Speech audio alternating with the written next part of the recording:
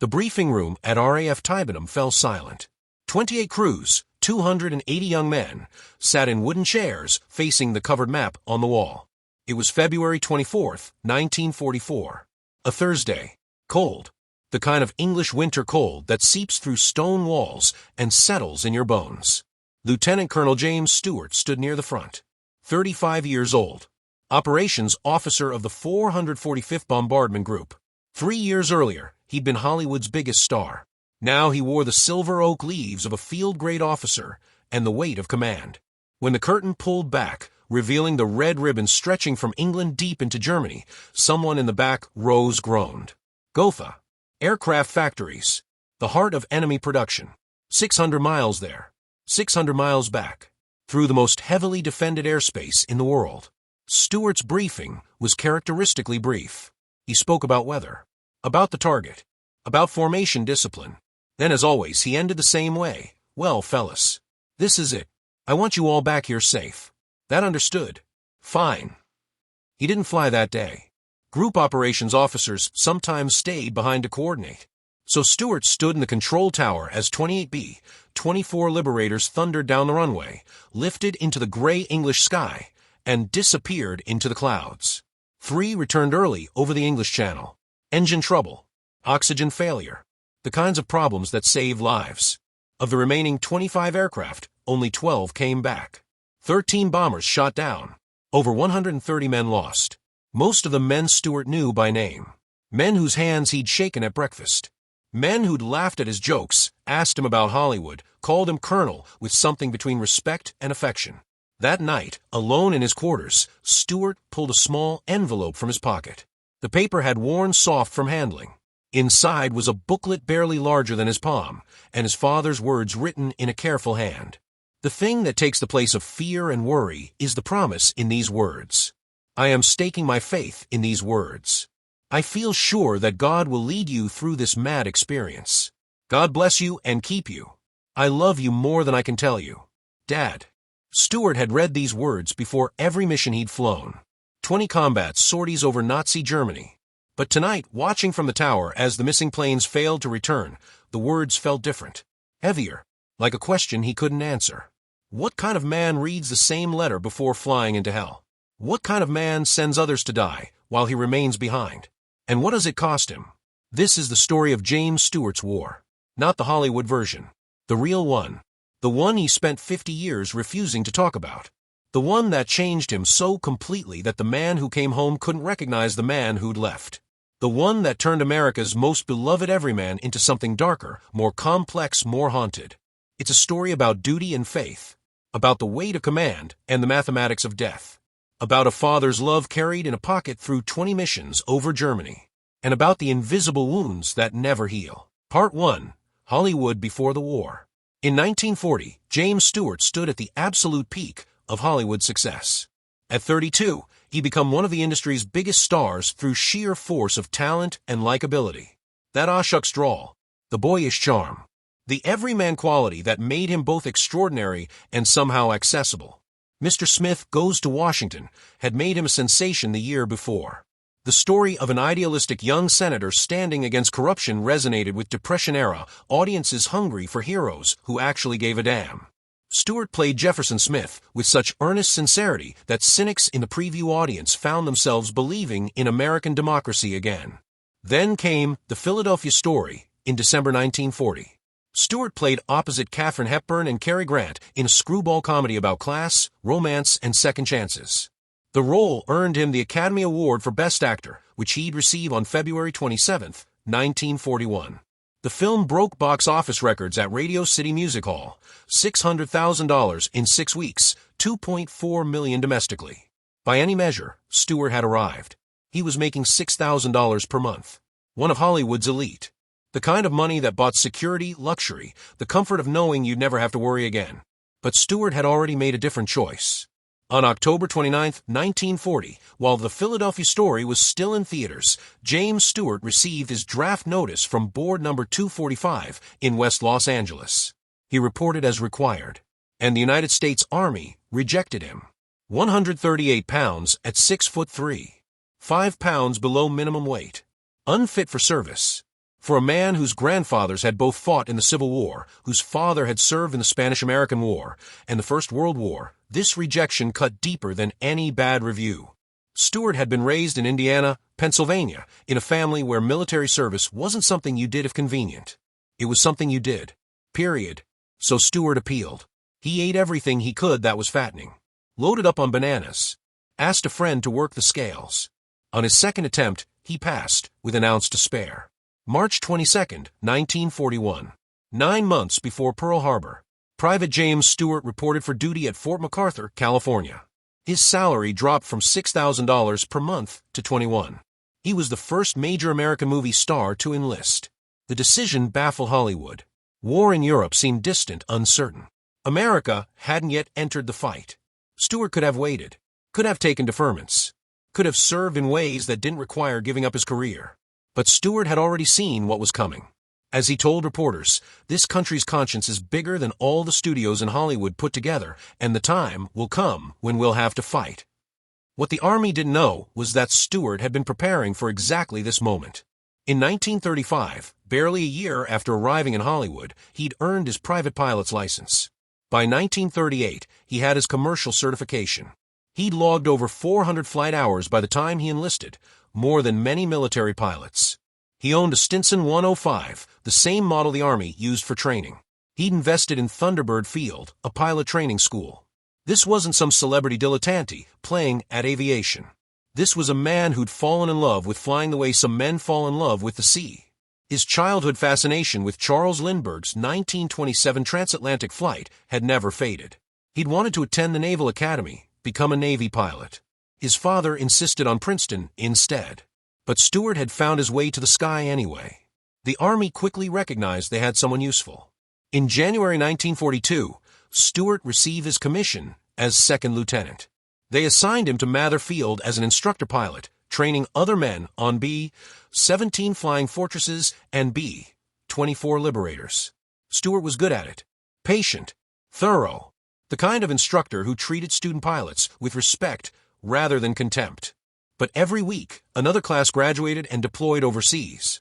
And Stewart remained at Mather Field, watching others go to war. The Army had plans for him. Public relations. Morale building. In 1942, he appeared in Winning Your Wings, a recruitment film that helped bring in 150,000 volunteers. He showed up at the President's March of Dimes rally, smiled for cameras, used his celebrity to support the war effort. All useful, all important, all exactly what Stewart had enlisted to avoid. By early 1943, Stewart had reached his breaking point. Rumors circulated that he'd be permanently reassigned to audiovisual service, that he'd spend the war making movies and selling bonds while other men died. The thought made him quietly furious. Stewart appealed directly to his group commander, Colonel Walter Arnold. The conversation was brief. Arnold understood. Men like Stewart didn't enlist to be safe. They enlisted to serve. Arnold found him a slot. September 1943. Stewart was assigned as operations officer of the 703rd Bomb Squadron, 445th Bombardment Group. 3 weeks later, he became squadron commander. His statement on the appointment would define everything that followed. I just can't sit here and send these fellows to death without knowing myself what I am sending them into. In November, the 445th deployed to England, to RAF Tybenham, a newly constructed airfield in Norfolk. Stewart packed light. A few uniforms, photographs, books, and in his breast pocket, a small envelope his father had given him at the train station in Sioux City, Iowa. Part 2, the letter. The day the 445th Bombardment Group left Sioux City for overseas deployment, Alexander Stewart came to see his son off. Alex was in his 70s now, a hardware store owner in Indiana, Pennsylvania, a veteran of the Spanish-American War, a man who understood what his son was about to face in ways most fathers couldn't. They'd said their goodbyes at home, made their peace. But Alex had driven to Sioux City anyway, to stand on the platform and watch the train pull away. Father and son embraced on platform. Alex was shorter, thicker through the shoulders from a lifetime of physical work. Jimmy towered over him, thin and angular in his Army Air Forces uniform. They held each other for a long moment. Then Alex stepped back. He looked at his son, opened his mouth to speak, couldn't find the words. Instead, he He reached into his coat pocket, pulled out a small envelope, and slid it into Jimmy's breast pocket. A final pat on the shoulder. Then Alex turned and walked away, disappearing into the crowd before Jimmy could respond. That night, aboard the train carrying the 445th toward their embarkation point, Stewart sat alone in his berth and opened the envelope. Inside was a booklet barely larger than his palm, The Secret Place, a key to the 91st Psalm, and a handwritten note on folded paper. The note was brief. Alex Stewart had never been a man of many words. But what he wrote carried the weight of everything he couldn't say face to face. The thing that takes the place of fear and worry is the promise in these words. I am staking my faith in these words. I feel sure that God will lead you through this mad experience. God bless you and keep you. I love you more than I can tell you. Dad. Stewart would later write, never before had he said he loved me. I always knew he did, but he had never said it until now. For a man raised in rural Pennsylvania at the turn of the century, where fathers expressed love through provision and example rather than words, this written declaration represented something profound. Alex Stewart knew his son was flying into mortal danger, knew the statistics, knew what bomber crews faced over Germany, and he needed Jimmy to know, explicitly and without ambiguity, that he was loved. The booklet contained the text of Psalm 91. Christians had called it the soldier's psalm since the First World War, when men carried copies into the trenches. The verses spoke directly to the terror Stewart would soon face. He that dwelleth in the secret place of the Most High shall abide under the shadow of the Almighty.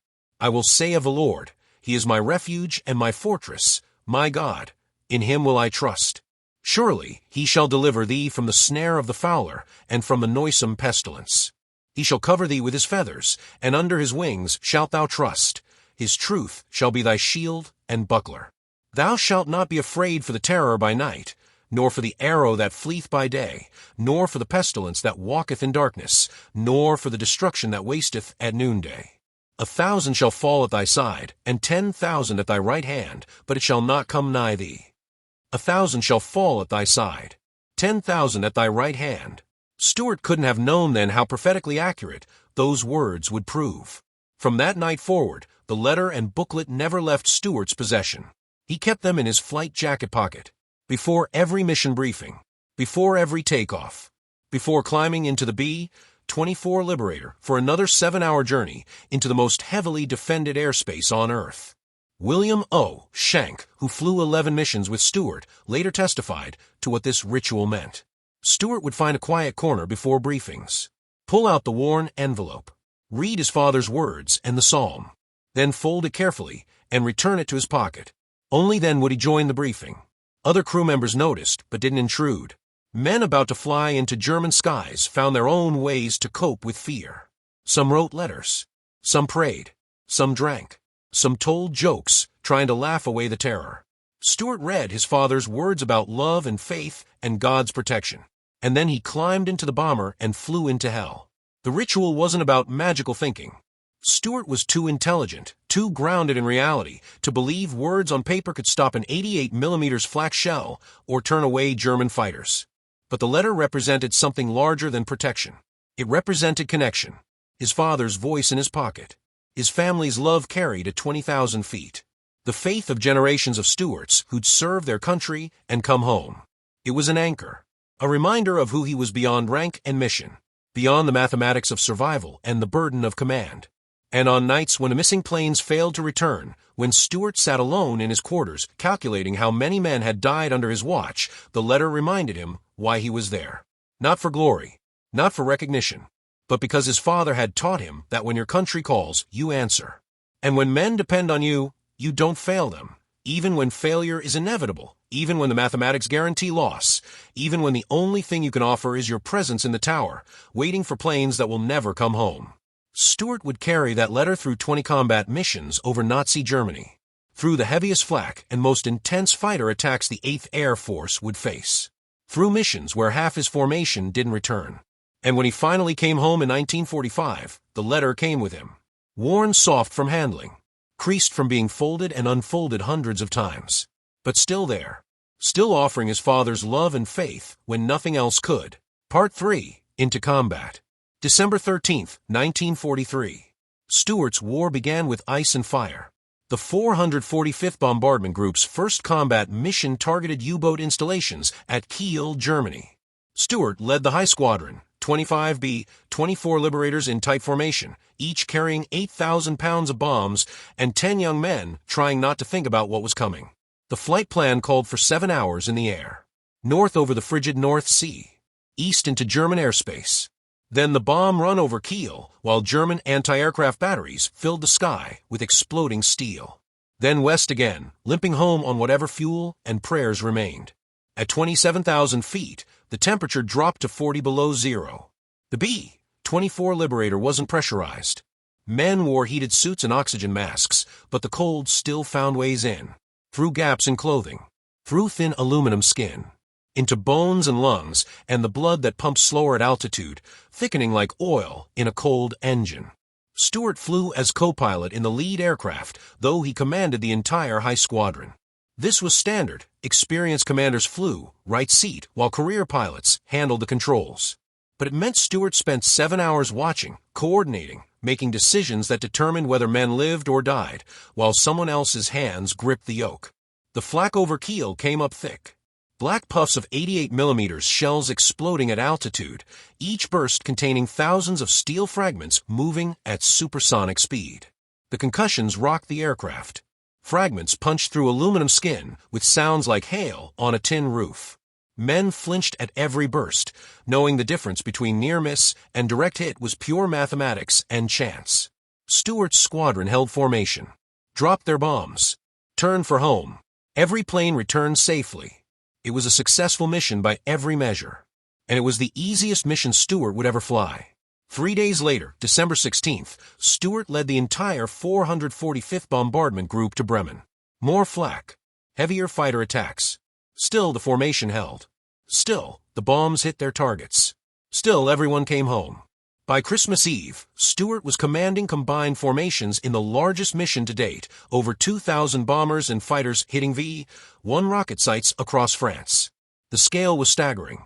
So many aircraft that formations stretched for miles. So many men that a single mission involved more combat personnel than many Civil War battles. Stewart's promotion to squadron commander had come quickly. His superiors recognized leadership when they saw it.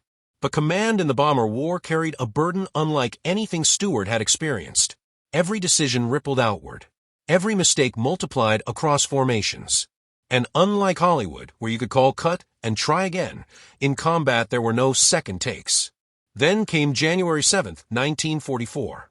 The mission that would define Stewart's approach to leadership for the rest of the war. The target was Ludwigshafen, Germany. Stewart was leading his group as part of a larger wing formation. They were supposed to follow the 389th Bombardment Group, which held the lead position. But over occupied France, the 389th's navigator made an error. A 30-degree course deviation that put them over Paris instead of on their assigned route. Stewart, watching from his position, immediately recognized the mistake. He radioed the 389th, "You're off course. Correction needed." The response came back terse, "We're on course. Continue following." Stewart faced an impossible choice. Break from the 389th and leave them exposed to fighter attack. Or follow them into what he knew was dangerous airspace, risking his own formation. He chose to follow. Keeping the formations tight meant more defensive firepower. Meant the 389th wouldn't face German fighters alone. Meant following orders even when he knew they were wrong. Approximately 60 Luftwaffe fighters fell on the formation over Paris. 17 B-24s were shot down that day. But Stewart's tight formation discipline prevented losses in his own group. His gunners provided covering fire for the 389th. The formation integrity he maintained saved lives. The 389th commander personally commended Stewart after the mission. Within weeks, Stewart was promoted to major. He'd initially refused the promotion until his pilots received theirs first, a detail that spread quickly through the group and cemented the respect men felt for him. But the promotion meant little when set against what came next. February 1944. Operation Argument. Big week. The strategic concept was elegant, forced the Luftwaffe into decisive battle by attacking targets they had to defend. German aircraft factories, ball-bearing plants, oil refineries, the industrial heart of the Nazi war machine. Hit them hard enough in enough places, and the German fighters would rise to meet the bombers.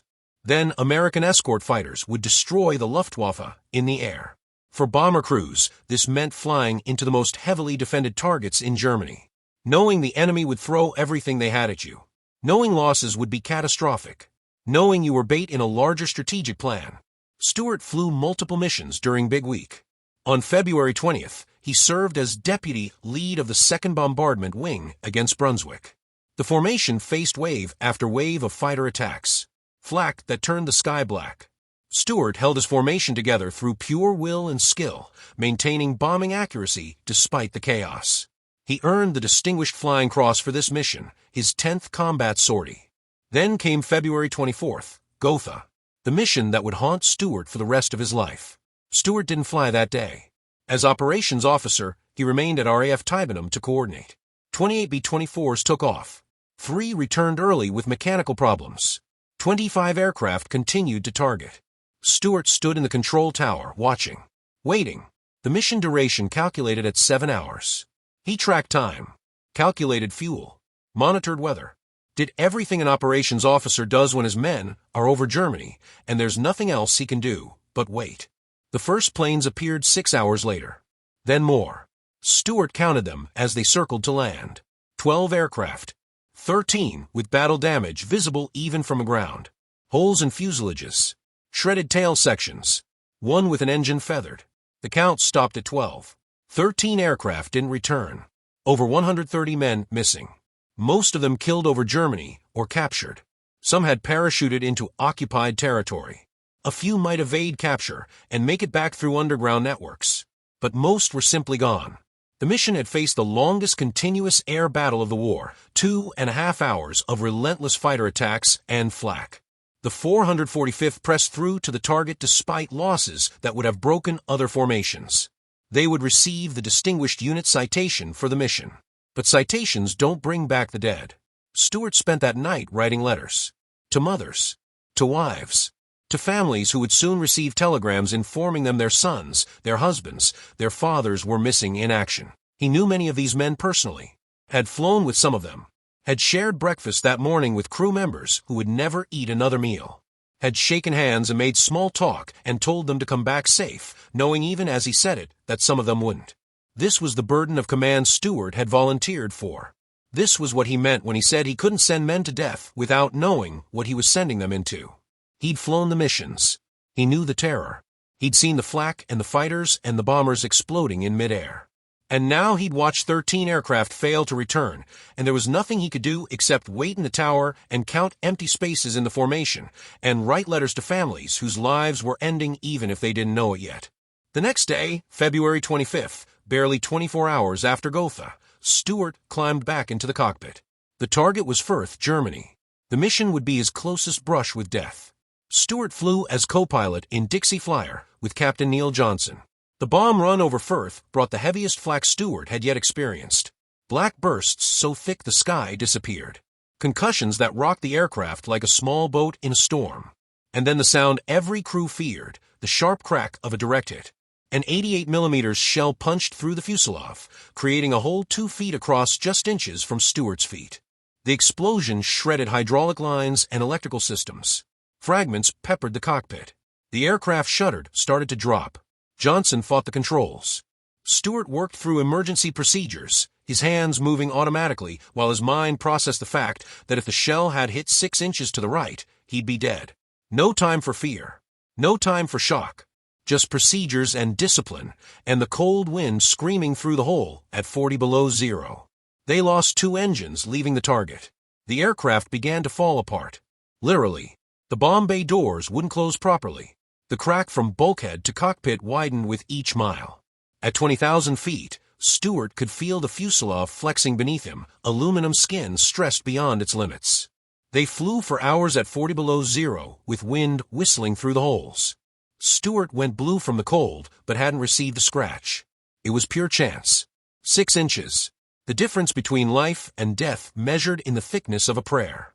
They made it back to England on fumes and prayers.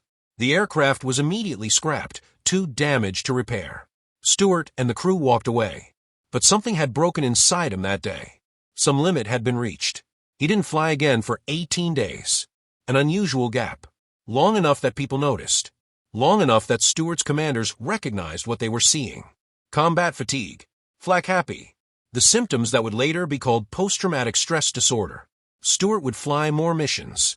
On March 22nd, exactly 3 years after his enlistment, he led the 2nd Bombardment Wing to Berlin. When asked if leading a mission to Berlin was unusual, he responded with characteristic understatement, unusual. We hit Berlin, didn't we? By June 1944, Stewart was promoted to lieutenant colonel and assigned as executive officer of the 2nd Bombardment Wing.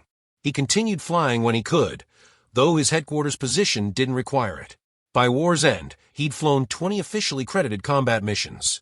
But he'd also flown additional uncredited sorties from his staff position, missions that didn't count toward his required total, but that he flew anyway because that was who he was. 20 missions over Nazi Germany, through the heaviest flak, through fighter attacks that shot down half the formation, through temperatures that froze human flesh and machinery, through exhaustion and fear and the grinding mathematical certainty that sooner or later luck runs out. Stewart survived. But survival came with a price he'd spend the rest of his life paying. Part 4. The Weight of Command. The bomber war-killed men in ways Hollywood never showed. Not heroically, not cleanly, but in confusion and terror and flames and the sudden absence where someone had been moments before. Stewart saw it all from the co-pilot's seat and the control tower. The B-24 that took a direct flak hit and simply disintegrated. 10 men gone in an instant. The bomber that collided with another aircraft during assembly in clouds, both planes falling in a tangle of wreckage. The aircraft that caught fire over the target, crew members jumping without parachutes because burning to death was worse. The planes that limped back to England so shot up they crashed on landing, killing crews that had survived the mission. And the spaces. The empty spaces in formation where aircraft should have been. The missing faces at dinner. The bunks that stayed empty night after night while personal effects were collected and shipped home. Command meant living with these losses.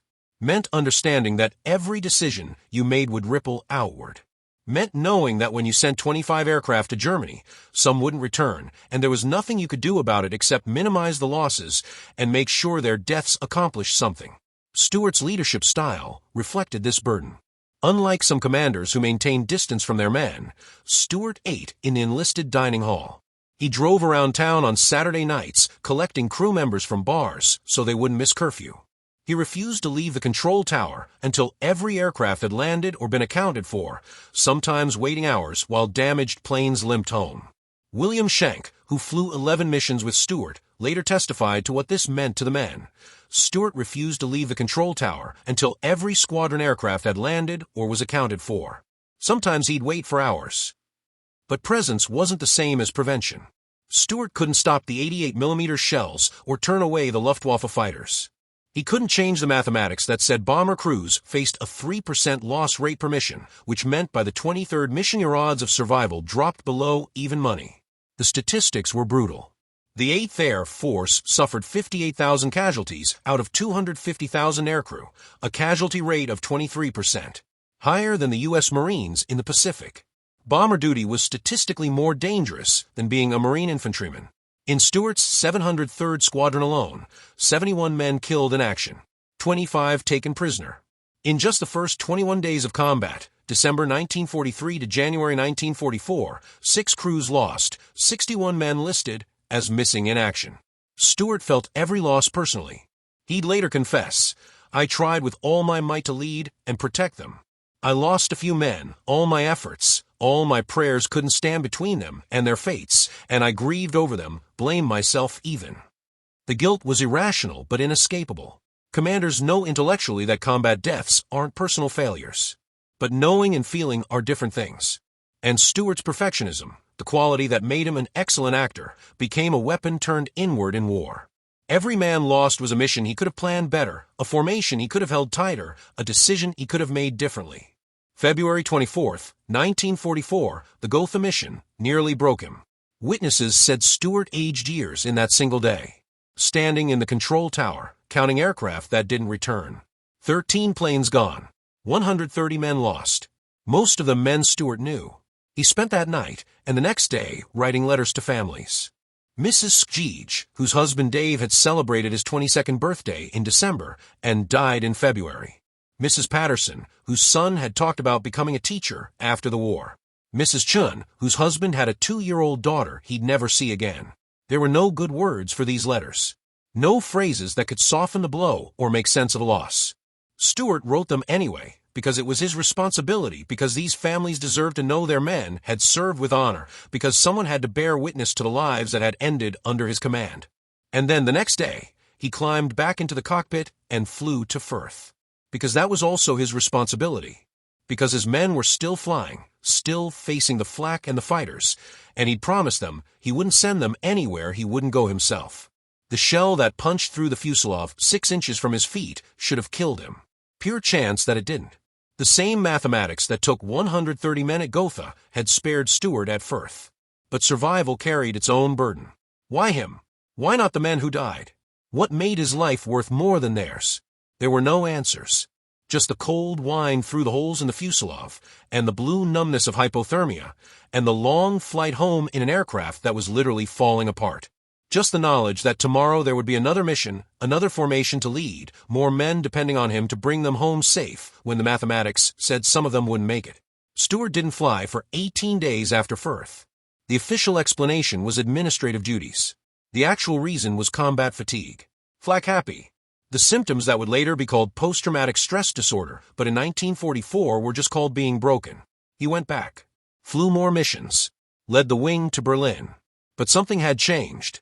His commanders saw it. His crew members saw it. Stewart himself knew it, even if he couldn't articulate what had broken inside him. By June 1944, Stewart was promoted to lieutenant colonel and moved to a wing staff position. Officially, this was recognition of his leadership abilities. Unofficially, it was getting him out of the cockpit before he completely shattered.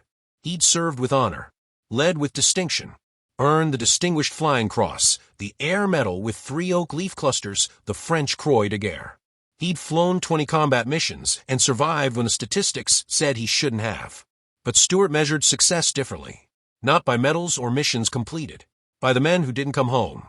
By the letters he'd written to grieving families. By the faces missing from formation.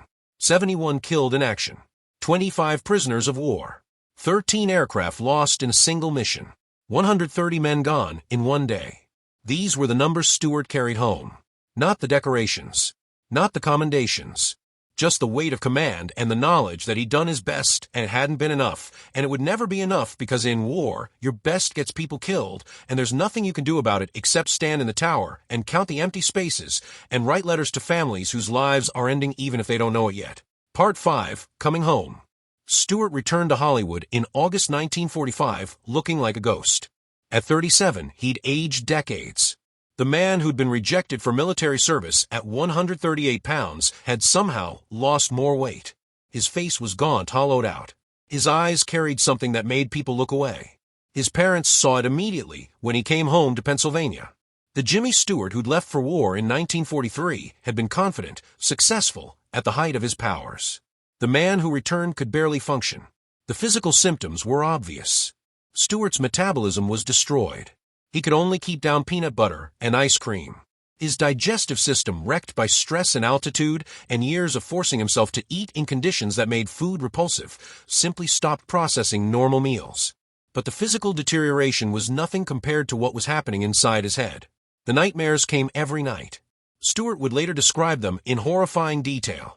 There he was on oxygen at 20,000 feet with German fighters zipping past, spraying lead and firing rockets, flak bursting about the cockpit. B-24s hit, burning, spinning out of formation. Bail out. Bail out. Do you see any chutes? How many chutes? Whose ship was it? Oh no, not him. Not them. Bodies, pieces of bodies smacking off the windshield. Every single night. He'd wake gasping, drenched in sweat, the sound of engines still roaring in his ears. Except the engines were silent, and he was in a bed in Hollywood, not AB-24 over Germany, and the men screaming in his dreams were dead, and there was nothing he could do about it. The rage came without warning. His wife and daughter would later confirm that Stewart, gentle, soft-spoken Jimmy Stewart, would go from 0 to 100 in seconds. Blind fury over nothing. Small frustrations that would trigger explosions of anger that frightened everyone around him, including Stewart himself. That was the war, his daughter would say later. He would fly into a very rare blind rage. That was the war. Depression settled over him like a weight. Simple tasks became impossible. Focus came and went. The shakes and sweats hit at random. His hearing, damaged by years of engine noise, made conversations difficult.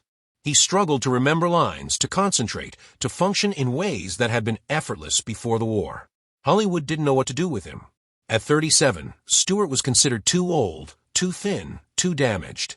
Younger stars like Gregory Peck were getting the roles Stewart might have gotten before the war. Studio executives saw him as unemployable.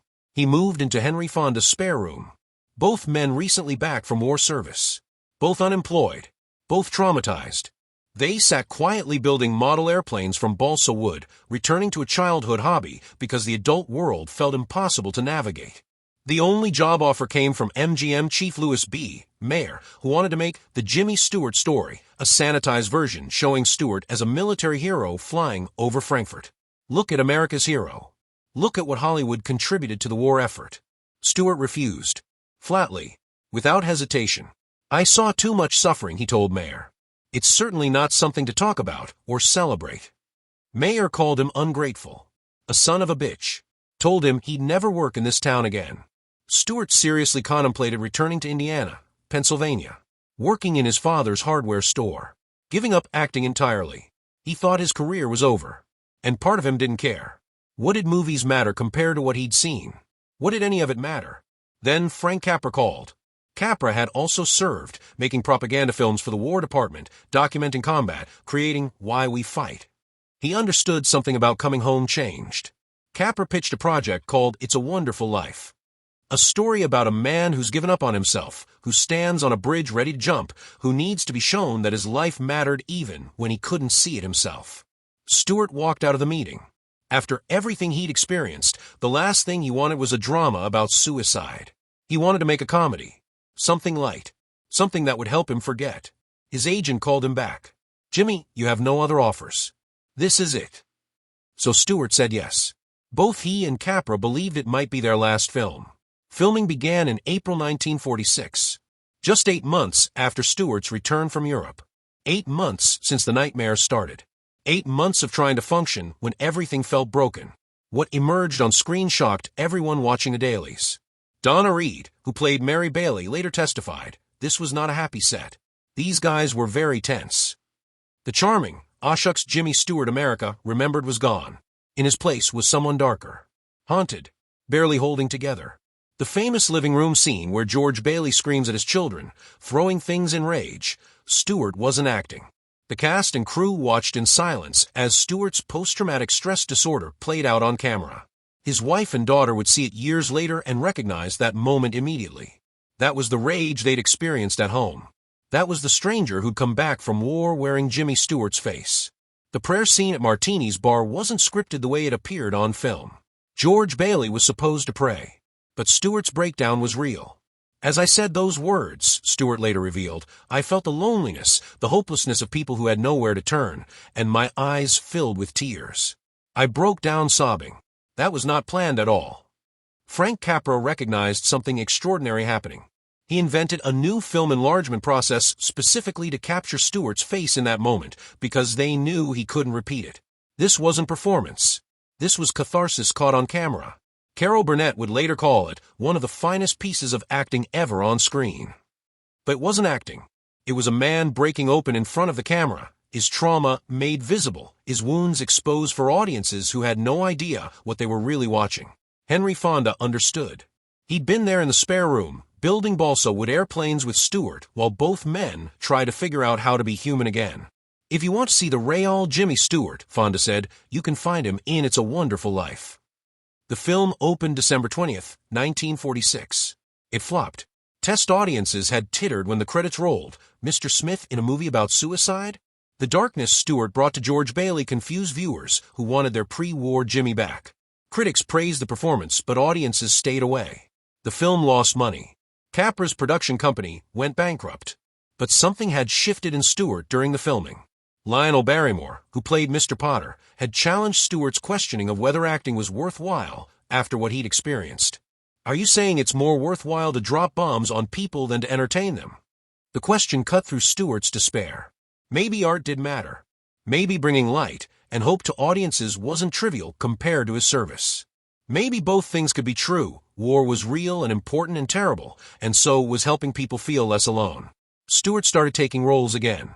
Small parts at first. Testing whether he could still do this. Whether there was anything left of the actor he'd been before the war. What he discovered was that the war had changed him fundamentally. He couldn't play innocent anymore. Couldn't play simple. The darkness was part of him now. And Hollywood was about to discover that the darkness made him a better actor than he'd ever been before. Part 6. Channeling the Darkness. In 1950, director Anthony Mann cast Jimmy Stewart in a western called Winchester 73. When Stewart's name appeared in the opening credits, test audiences tittered. Mr. Smith in a western? Shooting people. This should be interesting. By the time the film ended, the tittering had stopped. Mann had cast Stewart as Lynn McAdam, a man driven by revenge. Obsessed. Nearly shifty-eyed. Mean. In one scene, Stewart twists Dan Duryea's arm on a bar with barely controlled violence, something like pleasure flickering across his face. Audiences gasped. This wasn't Jimmy Stewart. This was someone else entirely. This was the Jimmy Stewart who'd come home from war. Biographer Mark Elliott explained, Stewart's combat experiences left him emotionally scarred, and his deepening darkness perfectly positioned him for the 50s, in which he made his greatest films. Stewart seemed to understand this instinctively. The anger he had inside him, the rage that would erupt without warning, that frightened his family, that he couldn't control, could be channeled into performance. The darkness wasn't something to hide. It was something to use. The collaboration between Stewart and Mann produced 8 films, 5 of them westerns that changed the genre forever. These weren't noble cowboys riding off into sunsets. These were damaged men, violent men. Men driven by obsession and revenge, barely holding civilization together with fraying threads of self-control. The Naked Spur in 1953 is often considered the finest of Mann's westerns. Stewart plays a bounty hunter whose desperation and violence increase as the film progresses. The charm is completely gone. What remains is raw need and barely suppressed fury. Clint Eastwood, reflecting on these films decades later, said he could portray violence, he could portray anger, better than almost any other actor. There was this underlying anger. When Jimmy Stewart was mad, it really projected well on the screen. What Eastwood couldn't have known was where that anger came from. Stewart wasn't reaching for emotion. He was releasing what he'd carried home from the war. Every violent scene, every moment of rage, every breakdown, these were the symptoms he lived with every day, now given purpose and form. But the collaboration that would cement Stewart's transformation came from Alfred Hitchcock. Rope in 1948 cast Stewart controversially as a philosophy professor who'd advocated murder as art, now watching his students take him literally. It was an unsettling role that challenged everything audiences thought they knew about Jimmy Stewart. Rear Window in 1950 made him a voyeur. Jeff Jeffries, wheelchair-bound, spying on neighbors, risking his girlfriend's life to satisfy his curiosity. Wendell Corey, who worked with Stewart on the film, recalled, he could yell with the best of them. You could hear him over to the next sound stage. Even Hitchcock admitted he got a little afraid of him at times. Then came Vertigo in 1958, the culmination of Stewart's post-war transformation. Stewart was 50 years old, wearing a silver hairpiece to cover his gray. Playing Scotty Ferguson, an obsessive ex-detective whose fixation on a dead woman drives him to literally remake another woman in her image. To control her, to mold her, to recreate what he'd lost even if it destroys everything around him. The film flopped on release. Hitchcock blamed Stewart being too old for the romantic lead. The studio buried it. Critics were mixed. It seemed like the end of Stewart's run as a leading man. But Vertigo is now ranked the #1 greatest film ever made by Sight and Sound Critics poll. And Stewart's performance is recognized as perhaps the darkest, most psychologically complex of his career. Roger Ebert asked audiences to imagine Tom Hanks in a bizarre and twisted light. That's what Stewart's transformation felt like to 1950s audiences. The beloved everyman had become something disturbing, even frightening. His characters were wounded, obsessive, capable of violence and cruelty. The Ashok's charm was gone. What remained was complexity, depth, the accumulated weight of experience and trauma. And it made him a greater actor. By 1955, Stewart was the top male box office star. The films that succeeded weren't the ones that would have worked for pre-war Jimmy Stewart. They required the darkness. Anatomy of a Murder, in 1959, had him playing a lawyer defending a man accused of murder, morally compromised, willing to bend truth to win. The Man Who Shot Liberty Valance, in 1962, showed him as a senator whose heroic reputation was built on a lie. These were not simple men. These were men who'd seen things, done things, lived with consequences. Men who understood that the world was more complicated than good versus evil, that heroism was often fraud, that the darkness in human hearts never fully goes away. Stewart had found a way to transform his trauma into art. The nightmares didn't stop. The rage didn't disappear. The symptoms he brought home from war stayed with him. But on screen, in the right roles with the right directors, the darkness served a purpose. It meant something. And through it all, from 1945 to 1968, Stewart maintained another commitment. One that almost no one in Hollywood knew about. Part 7, The Uniform Returns. While Stewart rebuilt his Hollywood career, he never truly left the military. From 1945 to 1968, spanning 27 years, James Stewart served in the Air Force Reserve. This wasn't ceremonial duty. Stewart maintained flight status on B-36 Peacemakers, B-47 Stratojets, B-52 Stratofortresses. He commanded Dobbin's Air Reserve Base in Georgia. He flew training missions. He stayed current on the latest aircraft and tactics.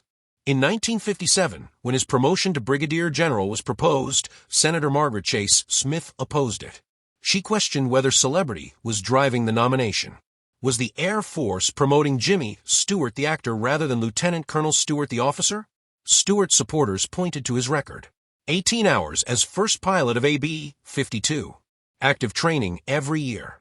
Combat experience commanding wings over Germany. This wasn't a publicity stunt. This was a career military officer who happened to be famous. The promotion was approved July 23, 1959. Stewart became the highest-ranking actor in American military history. He wore the single star quietly, never publicized it, never used it for publicity or career advantage. Then, in 1966, at age 58, Brigadier General James Stewart did something that shocked even the Air Force. He flew a combat mission over Vietnam. The mission was Arc-Light, B-52 high-altitude bombing runs over North Vietnam. 12 hours and 50 minutes in the air. Stewart had no requirement to fly. No orders. No military necessity. He was a reserve general. 58 years old. A Hollywood star with nothing to prove. But it was his nature. The same impulse that had driven him to enlist before Pearl Harbor. To fight for combat duty when the Army wanted him stateside. To fly mission after mission even when he was broken. When his country was at war and men were in danger, Stewart believed he should be there too. He flew aboard B-52F serial number 57 to 149, call sign Green 2. For 12 hours at 30,000 feet, he rode in the jump seat while younger men flew the aircraft and dropped the bombs. At 58, he was older than most crew members' fathers. What he thought during that mission, no one knows. He never spoke about it publicly. But it's impossible to imagine he didn't think about the other war. The other bombers. The formations that didn't come home. The weight of command and the mathematics of death. 3 years later, in 1969, Stewart's stepson, Marine First Lieutenant Ronald McLean, was killed in action in Quang Tri Province, Vietnam. He was 24 years old. The war had taken one more thing from Stewart.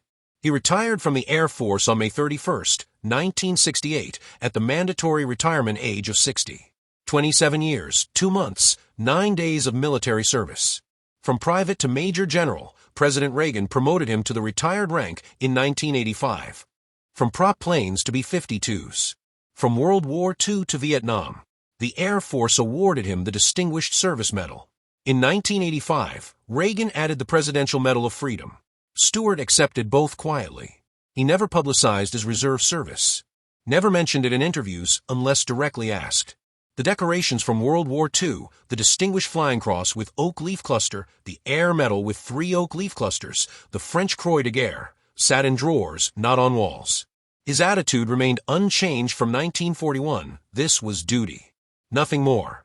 Nothing less. You served when called. You did your job. You didn't talk about it afterward. But the cost of that service, the weight of those years, never left him. The nightmares continued into old age. The rage, though controlled better over time, never completely disappeared. The faces of men who didn't come home stayed with him.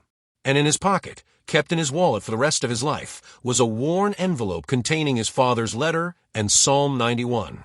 The paper had gone soft from handling. The creases were permanent. The ink had faded, but the words remained. The last time his father had told him, "I love you." The promise that God would lead him through the mad experience. The faith that had sustained him through 20 missions over Germany. Stewart carried that letter through the rest of his life. Through Hollywood success and personal loss. Through marriages and children. Through the decades when the nightmares came, and the faces haunted him, and the weight never lifted. It was the one piece of the war he kept close. The one thing he would acknowledge meant something. Not the medals. Not the rank. Not the commendations or the glory or the recognition. Just a father's love in an envelope. And the promise that he wasn't alone. Part 8. The Silence of a Generation. Jimmy Stewart forbade his publicists from mentioning his military service. He refused to make war movies. When people asked about his combat experiences, he would simply say, "I saw too much suffering." It's certainly not something to talk about or celebrate. This silence was complete and absolute. Biographer Robert Mattson explained the challenge. This one was hard because Stewart simply refused to talk about what happened in the war, and so biographers just never wrote about it because they thought, well, if I don't have any quotes from Stewart, I can't write the book. Stewart's daughter, Kelly Stewart Harcourt, revealed, "My father's experiences during World War II affected him more deeply and permanently than anything else in his life." Yet his children grew up knowing almost nothing about those years. Dad never talked about the war. My siblings and I knew only that he had been a pilot and that he had won some medals, but that he didn't see himself as a hero. This silence was typical of his generation. Men who'd seen combat came home and locked it away. They went to work, raised families, built lives, and they never spoke about what they'd seen or done or lost. The nightmares were private. The rage was controlled. The trauma was invisible. Stewart's silence went deeper than most because of who he was. He couldn't discuss the war without people making it about his celebrity. Every interview would become about Jimmy Stewart, war hero. Every conversation would turn into an opportunity for publicity or exploitation. So he said nothing. He attended reunions with his wartime comrades, but kept them private.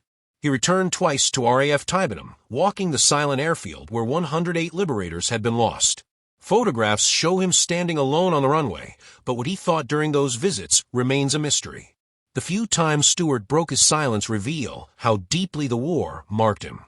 When his father tried to help him process his trauma, telling him to shed all blame, shed all guilt, Jim. You know you did your very best, and God and fate, both of which are beyond any human being's efforts, took care of the rest. Stewart couldn't accept it. The 71 men killed in action under his 703rd Squadron command. The 13 planes lost at Gotha. The faces of men who didn't come back. He blamed himself for every one.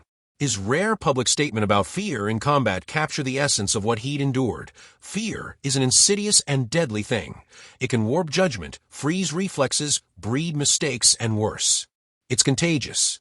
I felt my own fear and knew that if it wasn't checked, it could infect my crew members. In 1974, he appeared in one episode of the British documentary, The World at War, commenting briefly on the Schweinfurt mission. In the 1980s, he wrote his account of his father's letter for Guidepost magazine, one of the few times he publicly discussed his war experience, and even then focusing on his father's faith rather than combat details. That was all. That was everything Stewart would give the public about the war that had defined him more than any film he'd ever made. But his silence told its own story.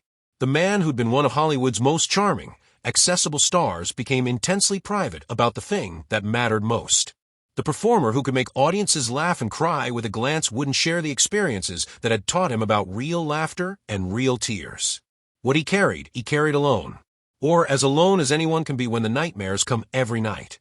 Stewart's final years were marked by loss. His wife Gloria died in 1994. His health declined. Old age brought its own indignities. But until the end, he maintained his dignity and his silence about the war. He died on July 2, 1997, at age 89. Natural causes. His family around him. The obituaries mentioned his military service. Brigadier General. Combat veteran. Decorated hero. But the details were sparse because Stewart had kept them that way. The letters he'd written to grieving families. The nights in the control tower, counting missing planes. The shell that missed him by 6 inches. The nightmares that never stopped. The rage and the guilt and the faces he couldn't forget. These went with him. At his funeral, his daughter Kelly spoke briefly about what the war had meant to him, about how it had changed him, about the burden he'd carried in silence for 50 years, about the father she'd known who was shaped by things she could never fully understand. And in Stewart's effects, among his personal possessions, was a worn envelope. The paper soft from decades of handling, the creases permanent. Inside, his father's letter and a booklet titled The Secret Place, a key to the 91st Psalm. The same letter he'd read before every bombing mission over Germany. The same words that had sustained him through 20 combat sorties. The same promise of love and faith that had anchored him when everything else was chaos and death, and the mathematical certainty that luck eventually runs out. He'd kept it his entire life. Through Hollywood success and personal tragedy. Through decades of silence about the war. Through nightmares and rage, and the weight that never lifted. A father's love in an envelope. And the promise that he wasn't alone. Epilogue: The Cost of Duty. The story of James Stewart's War is not a story about heroism. Not really. It's a story about duty and its consequences. About what it costs to lead men into death. About the burden of surviving when others don't. About the invisible wounds that never heal no matter how much time passes. Stewart flew 20 combat missions over Nazi Germany at a time when the mathematical probability of survival was less than 50%. He commanded men who died under his watch. He stood in control towers counting empty spaces in formations. He wrote letters to widows and mothers explaining that their men had died with honor, knowing the words were inadequate, but writing them anyway because it was his responsibility. He did his duty. By every measure, he served with distinction. But duty came with a price he paid every day for the rest of his life. The nightmares that came every night. The rage he couldn't control. The guilt over men who died while he survived. The question that haunted him: why them and not me? Stewart never glorified his service. He viewed it not as heroism deserving celebration, but as obligation any citizen should fulfill. In 1941, he'd said, "This country's conscience is bigger than all the studios in Hollywood put together, and the time will come when we'll have to fight." He'd fought. He'd survived. That was enough. But what he brought home changed him forever. The charming everyman became something darker, more complex, more haunted. And that transformation, painful as it was, made him a greater actor. The depth he brought to his post-war performances came directly from his trauma. George Bailey's breakdown in It's a Wonderful Life. Scotty Ferguson's obsession in Vertigo. The barely controlled violence in Mann's westerns. These weren't performances. These were a man channeling his darkness into art, finding meaning in wounds that would never fully heal. Stewart's story represents something larger than one man's experience. It represents the cost paid by an entire generation. The men who flew bombers over Germany. The infantrymen who hit the beaches. The sailors who died at sea. The millions who went to war and came home changed, carrying burdens they'd never fully share with those who hadn't been there. They did their duty. They asked for nothing in return except the space to bear their wounds in private. They built the post-war world on foundations of trauma and silence, and they never complained because complaining wasn't part of their understanding of obligation. Stewart was one of thousands of bomber pilots, one of millions of veterans. What made his story remarkable was not that he suffered, they all suffered, but that his fame meant his transformation was visible. We can watch the change on screen. We can see the darkness that entered his eyes and never fully left. We can recognize in his performances the cost of duty. And at the center of his story, sustaining him through everything, was a letter from his father. A small envelope containing words of love and faith. A promise that he wasn't alone even when he felt most isolated. A reminder of who he was beyond rank and mission and the burden of command. Stewart read that letter before every mission over Germany. He carried it in his wallet for the rest of his life. When he died in 1997, it was among his most precious possessions. More valuable than Oscars or medals or recognition. Because it represented the one thing that had sustained him through the war and its aftermath, his father's love and the faith that somehow, despite everything, God would lead him through the mad experience. He made it through, but the cost was everything. The man who left for war in 1943 never came home. Someone else returned wearing his face, carrying his name, but fundamentally changed by what he'd seen and done and lost. That was the price of duty. That was what Stewart paid. Not willingly, no one chooses trauma, but completely. He gave everything he was to the war effort, and the war gave him back nightmares and rage and guilt and a darkness that never fully lifted. And through it all, in his pocket, was a letter from his father. Worn soft from handling. Read hundreds of times. The last time Alex Stewart had told his son, "I love you." The promise that faith could sustain him through hell. It did. Barely. But it did. And that, finally, is the story worth telling. Not about heroism or glory, but about duty and cost. About fathers and sons. About faith in the darkness. About the wounds we carry in silence and the love that sustains us when nothing else can. James Stewart flew into hell 20 times and came back. But hell came back with him. And for 50 years, until the day he died, he carried both the burden and the love in his pocket. The weight of the men he'd lost, and the Father's words that had promised him he wasn't alone. 1,000 shall fall at thy side, and 10,000 at thy right hand, but it shall not come nigh thee. It came close enough to change him forever. Close enough that he spent the rest of his life learning to live with what he'd seen and done and survived when others didn't. But he made it through. And in the end, that's all anyone can do. Make it through. Bear the burden. Honor the fallen by living. And keep the letter close. Because sometimes a father's love in an envelope is the only thing standing between a man and the darkness. And sometimes that's enough. Not always, but sometimes. For James Stewart, it was enough.